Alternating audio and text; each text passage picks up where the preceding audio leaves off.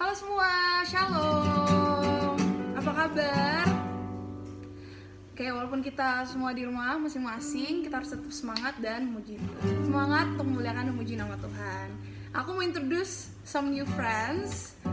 Ada Kak Lorenzo dan Kak Fania. Oke, hari ini kita mau memuji dan memuliakan nama Tuhan. Kita nyanyikan lagu ini.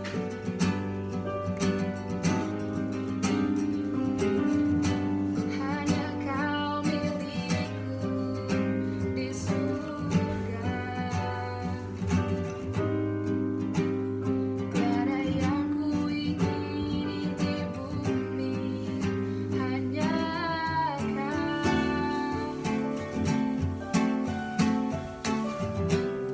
tak ku andalkan kekuatanku, namun yang pasti Kau tetap selamanya Allah sumber kuatku, Allah sumber kuatku, Allah sumber kuatku dan bagianku selamanya.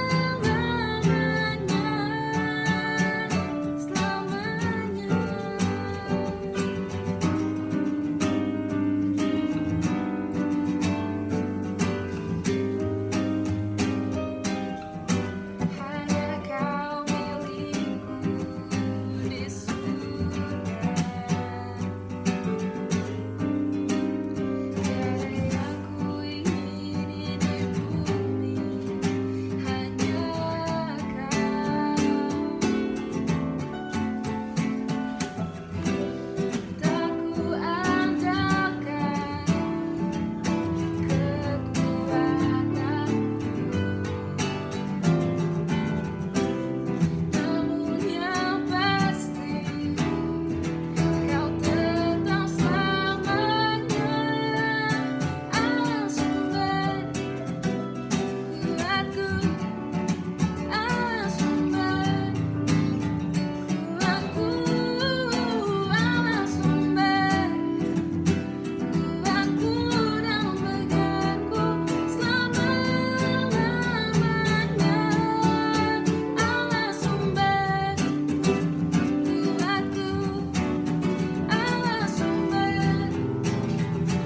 kuatku, Allah sumber kuatku dan bagianku selama-lamanya. Dalam Kristus ku percaya ada kemuliaan di balik salibmu, dan ku nyatakan kemenangan darimu. Kekuatanku, harapanku dalam Kristus, ku percaya ada kemuliaan di balik salibmu, dan ku nyatakan kemenangan darimu. Kekuatanku, harapanku, hanya Kristus,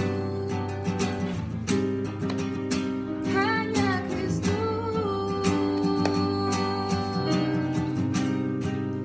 Dalam Kristus.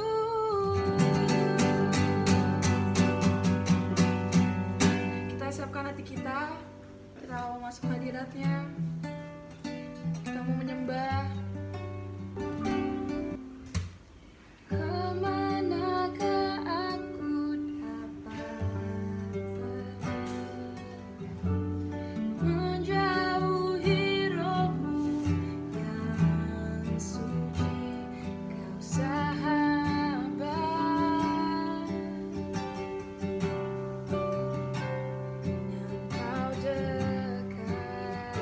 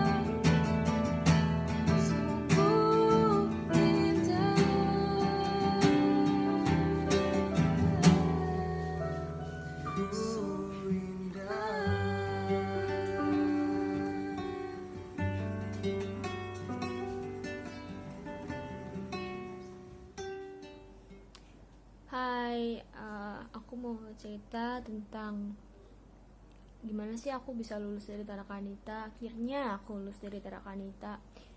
Eh, ini jadi penting banget karena aku perjuangan banget sih, jujur aja, untuk aku bisa lulus dari situ akhirnya. Nah, awalnya tuh aku nggak emang bukan aku aja gitu jadi seorang sekretaris, tapi emang karena satu dan lain hal akhirnya aku di situ. Semester awal tuh aku struggle banget, aku perjuangan banget, aku nggak nyaman, masih adaptasi juga kan. Jadi aku setiap hari minta, aku selalu doa, Tuhan kasih aku semangat, kasih aku sukacita, biar aku setia aja di sini, jadi aku nggak main-main lagi sama kuliah ini gitu. Akhirnya semester akhir lah nih, aku magang. Akhirnya selama 5 semester itu aku nyampe juga nih ke semester 6 dengan penuh perjuangan pastinya. Akhirnya aku cari tempat magang, aku udah apply kemana-mana, gak ada yang mau manggil aku untuk interview. Tepat banget di tanggal 4 Februari malam ada yang email aku untuk aku interview tanggal 5 Februari yang dimana adalah ulang tahun aku. Tapi aku ngerasa aja itu bukan tempatnya, kayak aku nggak tahu ya itu feeling atau gimana, kayak itu bukan tempatnya aja aku mikirnya. Akhirnya aku doa, Tuhan kalau emang ini ini tempatnya, emang ini Tuhan yang kasih tempatnya, ini emang Tuhan kasih untuk aku, Tuhan jangan lagi kasih aku lowongan magang, jangan kasih aku ini lagi deh, panggilan interview lagi lah gitu, berarti cuma ini doang tok gitu. Aku di tanggal 5 ditelepon, Syara kamu mau gak magang di law firm jadi sekretaris, karena sekretarisnya lagi cuti. Wah, berarti emang bukan itu dong tempatnya, berarti yang ini gitu kan. Ya udah aku yain dong, iya oke, aku mau. Jadi aku singkat cerita, aku kesana udah segala macam, akhirnya aku diterima tanpa kayak interview ala-ala magang gitu, pokoknya aku langsung diterima. Ya, terus abis itu aku pastiin lagi kan, karena ada kayak syarat-syarat dari Tarakanita yang mesti dipenuhi. Aku tanya tentang jumlah karyawannya, ternyata tidak sampai minimal yang Tarakanita mau. Satu masalah udah kelar, aku dapet tempat magang. Muncul masalah baru, persyaratannya kurang. Aku sepanjang magang aku berpikir terus, karena aku kepikiran ini gimana nih, nggak nyampe nih persyaratannya nih, gimana nih, ntar takutnya Tarakanitanya tahu, kampus aku tahu, aku di-failin. Aku kan nggak ngerti kan kayak gitu-gitu tentang kayak kalau fail segala macam, berarti aku ulang lagi dong, gelombang kedua gitu kan, gagal magang. Udah aku kepikiran setiap hari kalau tiba-tiba supervisornya datang gimana. Aduh Tuhan, aku udah Tuhan, ini masalah muncul terus gitu ya. Akhirnya corona datang, aku WFH. Makin nggak jelas nih aku job desknya apa, makin nggak jelas. Jadi aku nggak bisa tulis laporan kegiatan aku apa. Aku makin kepikiran, ini gimana nih, aku udah nggak tahu, udah nggak terarah lah gitu aku magangnya gimana. Teman aku ada yang dikeluarin dari tempat kantornya karena anak-anak magang semua dikeluarin karena kan corona, nggak tahu kan sampai kapan. Akhirnya Tarakanita memutuskan untuk memberhentikan magang dari Tarakanita ini. Jadi semua kantor-kantor disuratin sama Tarakanita karena untuk di stop magangnya. Udah kayak gitu aku bersyukur banget dong, kayak semua apa yang aku khawatirin tuh langsung udah hilang gitu kan, udah hilang semua. Akhirnya tempat magang selesai, persyaratannya akhirnya udah nggak apa-apa. Nah, akhirnya tugas akhirnya juga sempet bingung nih kan, aduh WFH, tugas akhirnya gimana, kan udah nggak terarah banget. Tugas akhirnya dimudahin lagi, dari 5 bab cuma tinggal 3. Itu tuh cuma gampang banget ya pokoknya. Tuhan, ini wow, dijawab lagi kan dua kekhawatiran aku gitu sama Tuhan, digampangin. Akhirnya tanggal 30 Mei aku lulus, udah selesai dari tugas-tugas tugas-tugas Karakanita dan segala macam itu aku udah lepas, udah nggak lagi. Akhirnya aku bisa lulus, puji Tuhan banget. Kalau setia sama perkara kecil, Tuhan tuh emang bener-bener nyertain kita banget. Walaupun aku awal-awalnya kepikiran terus, aku perjuangan banget di Tarakanita, Tuhan mudahin aku lulusnya. Walaupun dari semester 1 sampai semester 5 aku perjuangan banget, susah banget pokoknya untuk nyaman di Tarakanita. Tuhan gampangin loh aku lulusnya. Itu aku puji Tuhan banget, aku bersyukur banget. Jadi teman-teman, aku pengen sharing aja kalau kalian itu udah mulai nih sesuatu yang udah kalian mulai. Jangan kalian berhenti di tengah jalan, tapi benar-benar kalian selesai sampai garis finish. Karena Tuhan itu pasti bakal nyertain kalian. Tuhan gak bakal ninggalin kalian asal kalian tuh selalu mengandalkan Dia, selalu bergantung sama Dia. Kalian bawa doa aja apa kegelisahan kalian tuh pasti Tuhan bakalan nguatin kok. Aku udah buktiin. Aku dari awal semester sampai akhir yang benar-benar perjuangan banget. Tuhan bisa sanggupin aku sampai akhirnya aku bisa lulus. Kayak gitu. Jadi setia ya sama perkara-perkara dari Tuhan, perkara-perkara kecil pasti kalian sanggup asal kalian terus berusaha dan terus mengandalkan Tuhan. God bless you, semoga memberkati. Salam semuanya, apa kabar? Asyik berharap semuanya baik-baik aja dan sehat-sehat semuanya. Amin. Nah, saat ini Kerasit ingin share firman Tuhan. Kerasit ingin membawakan satu khotbah tentang seorang tokoh yang sukses di mata Tuhan. Orang ini bukan orang yang kaya, bukan orang yang orang yang seorang pemimpin, bukan seorang raja, tapi dia orang yang sukses gitu. Nah, kenapa dia sukses? Karena dia bisa mengikut Tuhan sepanjang hidup dia dengan sepenuh hati gitu loh. Nah, kalau kita mau belajar siapa tokohnya, kita baca dari kitab Yosua. Yosua pasal yang ke-14 ayat yang ke-6 kita mulai. Kasih baca ya.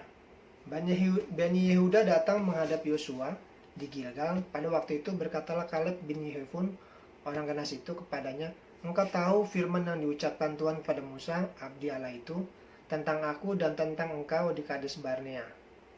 Aku berumur 45 tahun ketika aku disuruh Musa, hamba Tuhan itu, dari Kades Barnea untuk mengintai negeri ini.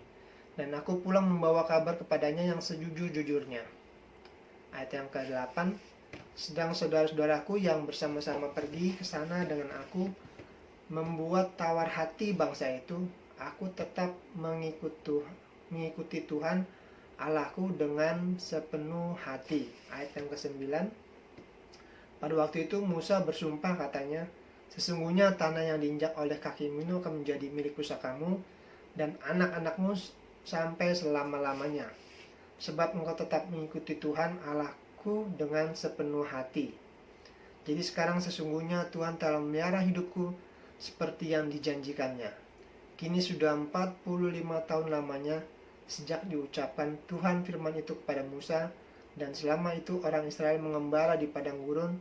Jadi sekarang telah berumur 85 tahun aku hari ini.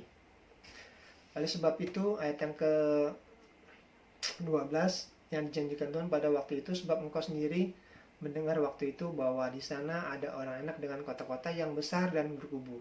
Mungkin Tuhan menyertai aku sehingga aku menghalau mereka seperti yang difirmankan Tuhan.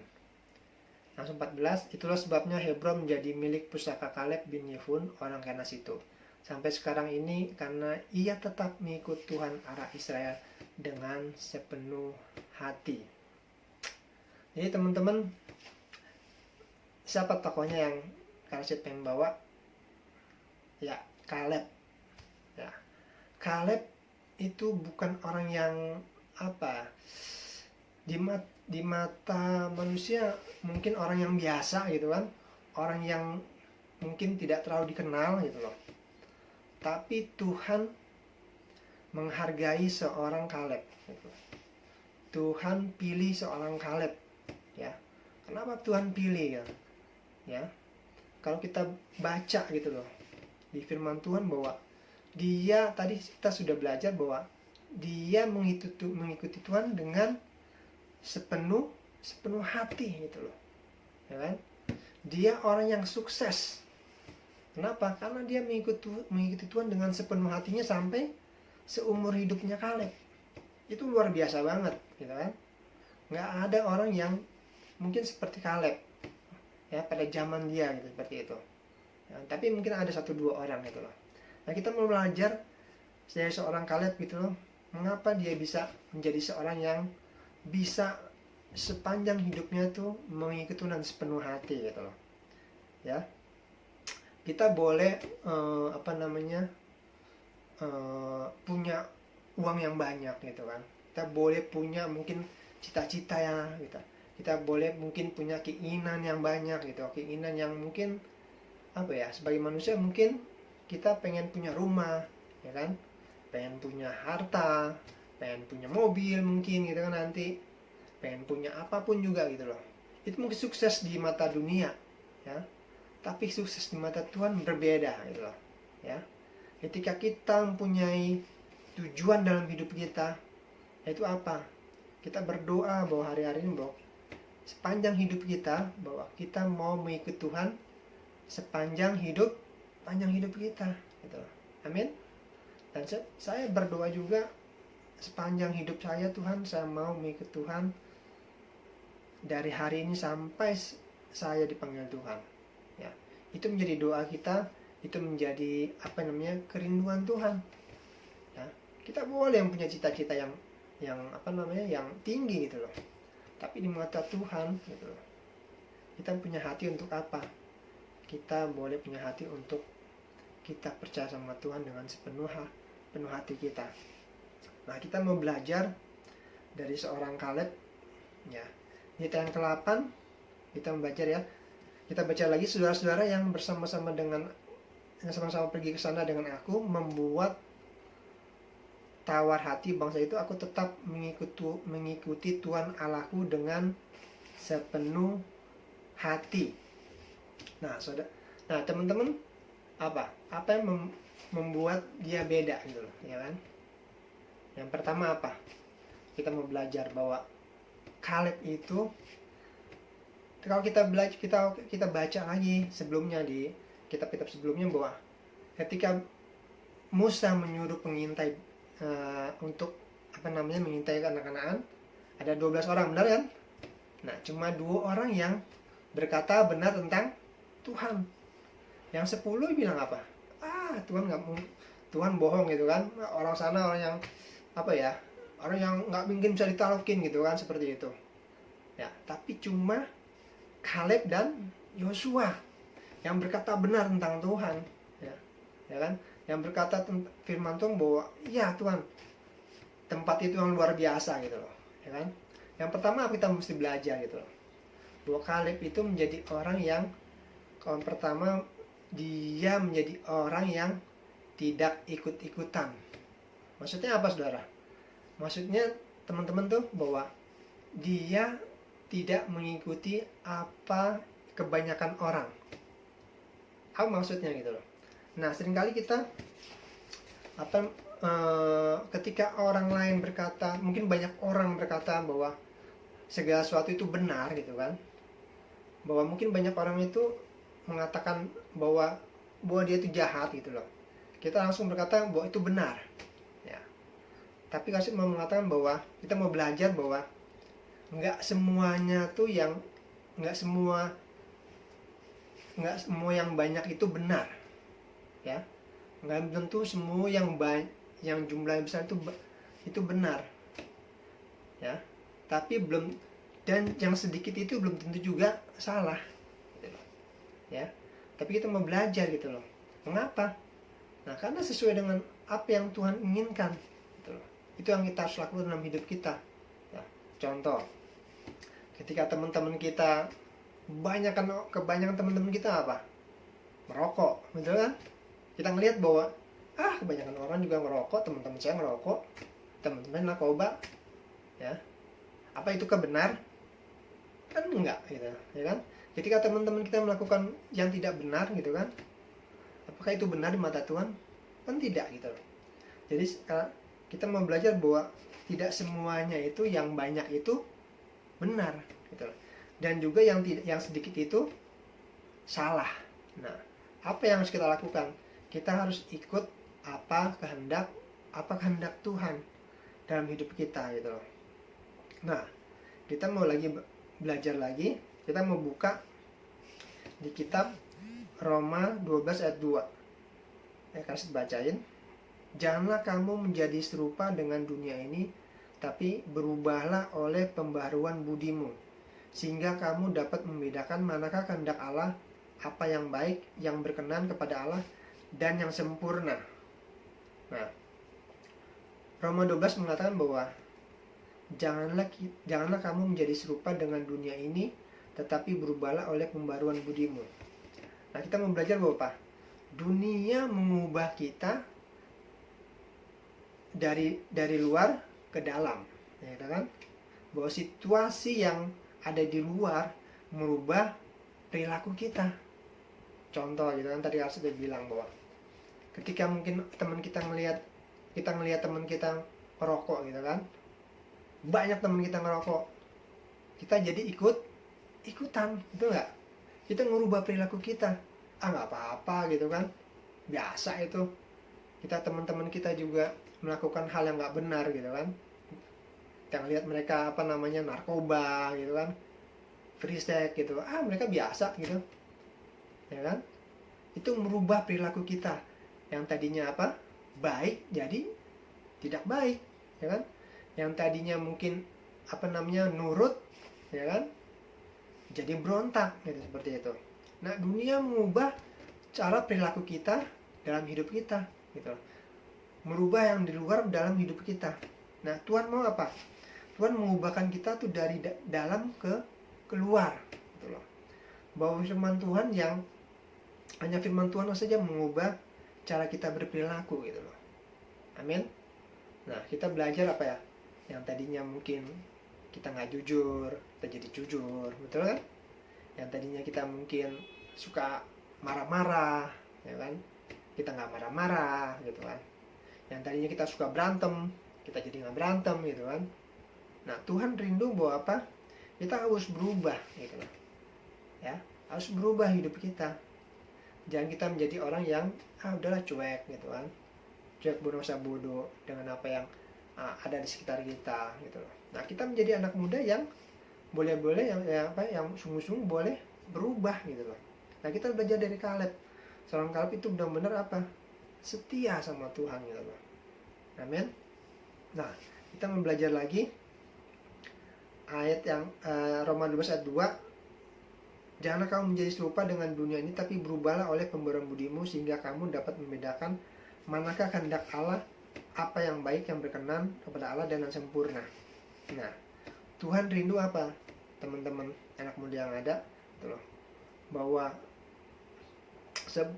Tuhan mau kita merubah pikiran kita. Akal budi, sini katakan akal budi kan. Berubahlah pembaharuan budimu, sehingga kamu dapat membedakan mana kehendak Allah, apa yang baik, yang berkenan, dan kepada Allah, dan yang sempurna.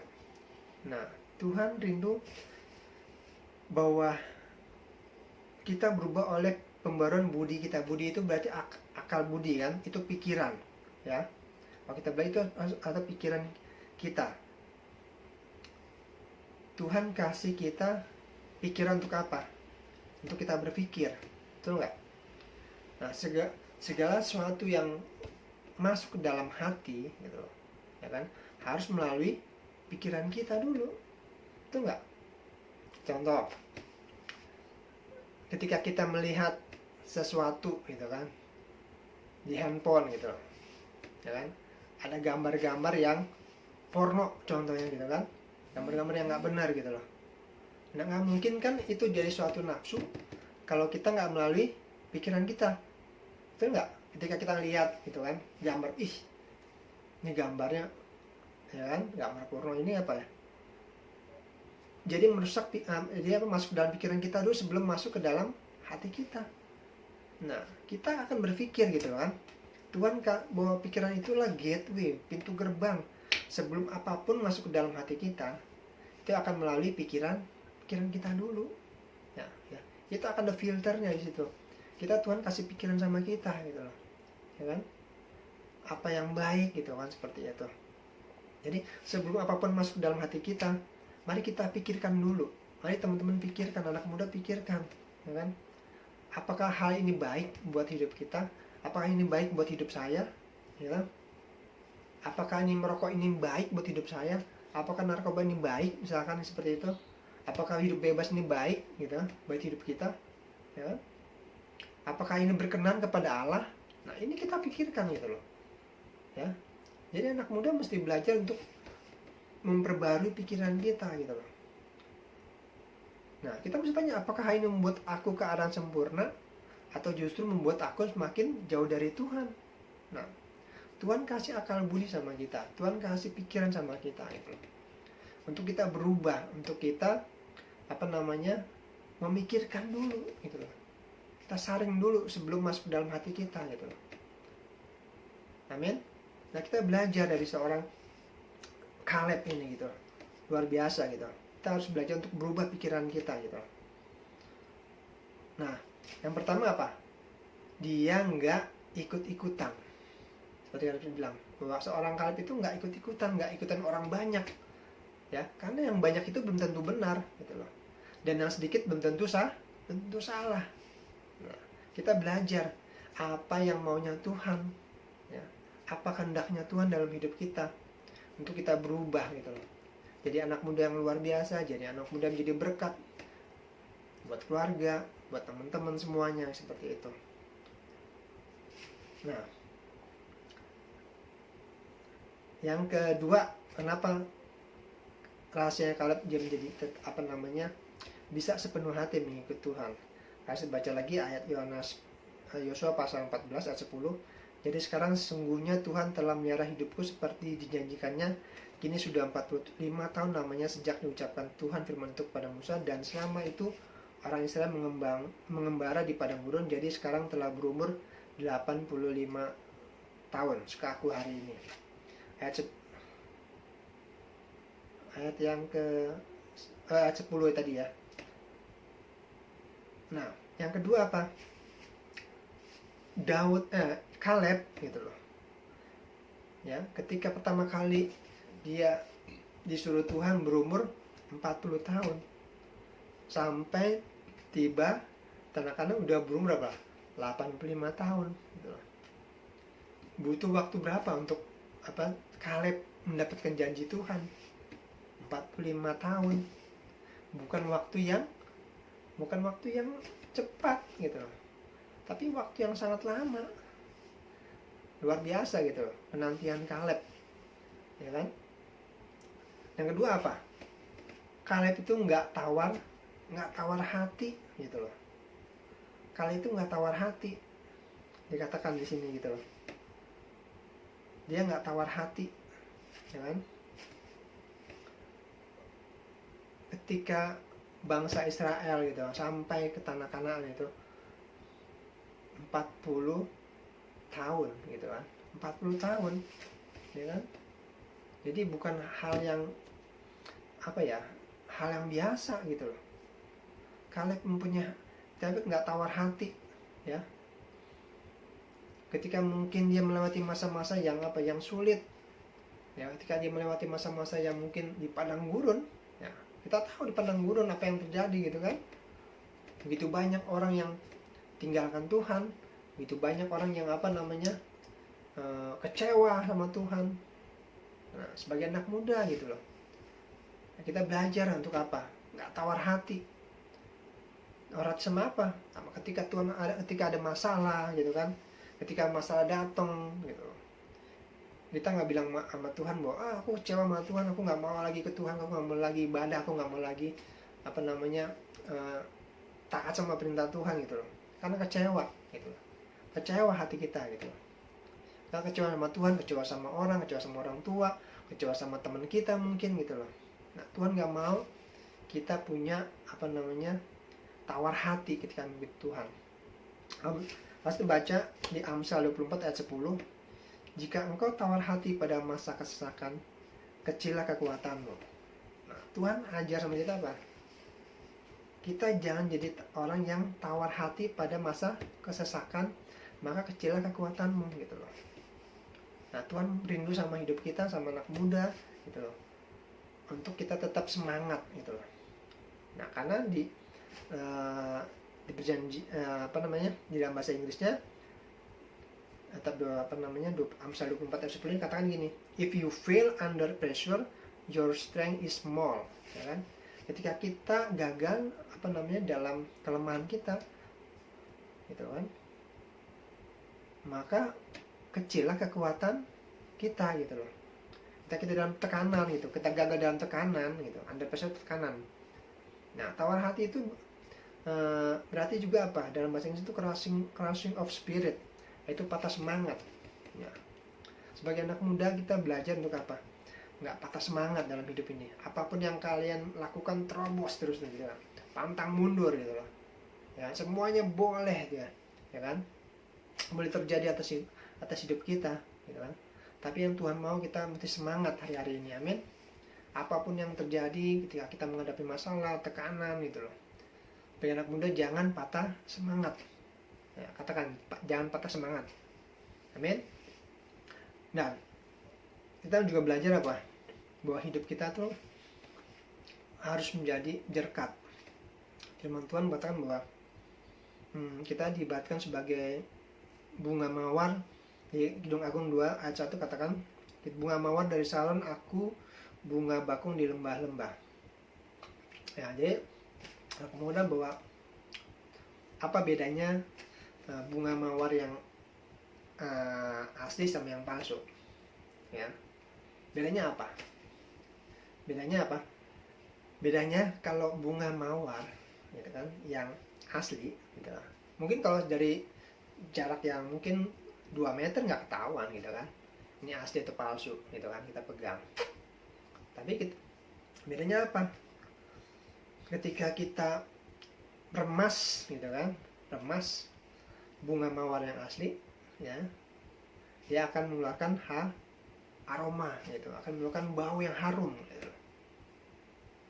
Nah, kita juga belajar gitu loh, bahwa kita mesti ketika kita dalam tekanan gitu, kita dalam ujian, kita ada masalah apapun gitu loh terjadi, kita nggak boleh lagi patah semangat gitu loh.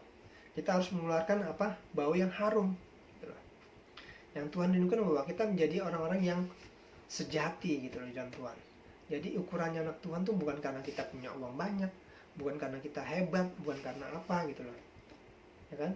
Tapi ketika kita boleh menang, kita nggak patah semangat dalam hidup ini gitu loh. Nah, itulah yang Tuhan rindukan dalam hidup kita, bahwa kita menjadi orang-orang pemenang. Amin.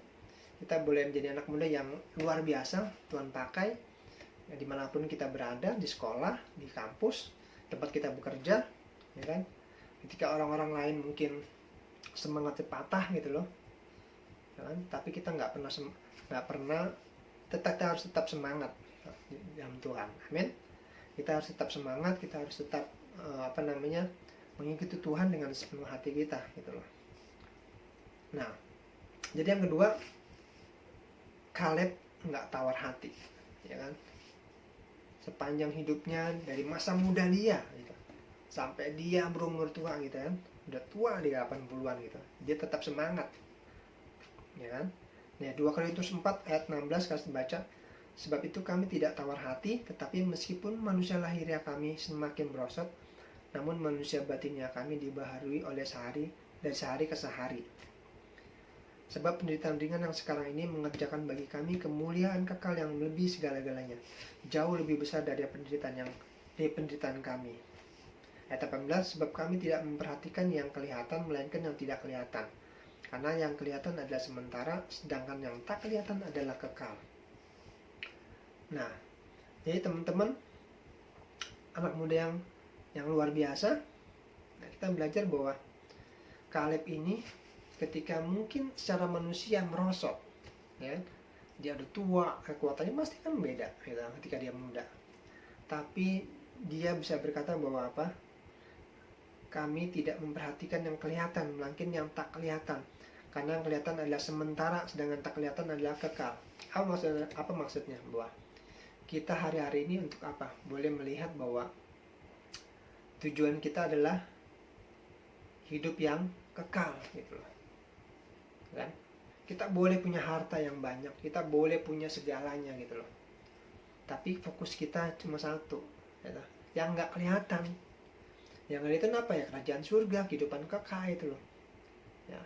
Tuhan mau hari-hari ini fokus kita, prioritas kita adalah yang nggak kelihatan. Gitu loh. Kaleb berhasil kenapa? Dia ngelihat, gitu loh. Dia tahu apa yang nggak kelihatan, gitu. Seperti itu. Mungkin dia belum melihat tanda perjanjian, ya kan? Dia belum lihat apa yang Tuhan janjikan. Tapi dia percaya gitu loh, bahwa Tuhan akan berikan gitu loh. Nah, hari-hari ini sebagai anak muda, sebagai pelajar mungkin gitu kan, kita sebagai anak Tuhan yang Tuhan pilih, Tuhan rindu bahwa kita harus fokus kita, prioritas kita nomor satu adalah Tuhan dalam hidup kita. Amin. Karena saya baca bahwa hari-hari ini Yohanes 2 ayat 17 mengatakan bahwa dunia sedang lenyap dengan keinginannya, tapi orang yang melakukan kehendak Allah tetap hidup selama-lamanya. Nah, biarlah kita belajar dari seorang Kaleb, bahwa Kaleb itu sebagai anak muda, ketika dia awal-awal untuk melayani Tuhan, ya kan, dia nggak patah semangat, ya kan, dia tidak ikut-ikutan sama orang lain, ya, nggak ikut-ikutan sama yang nggak benar, nggak ikut-ikutan sama yang yang hidupnya nggak sesuai dengan firman Tuhan gitu loh. Tapi dia tetap kokoh, dia tetap kuat, dia nggak tawar hati gitu, sampai Tuhan menepati janjinya gitu loh, atas hidup dia, atas keturunannya gitu loh. Ya, biarlah firman Tuhan yang singkat ini gitu loh boleh membantu hidup kita, bahwa kita belajar dari seorang Kaleb, ayat yang sederhana. Kaleb orang yang biasa gitu, tapi dia memiliki hati yang luar biasa, mempunyai hidup yang luar biasa. Kenapa? Dia tetap mengikuti Tuhan dengan sepenuh hati. Amin. Biarlah firman Tuhan boleh memberkati hidup kita boleh menjadi berkat dimanapun kita berada. Terima kasih, Tuhan Yesus memberkati.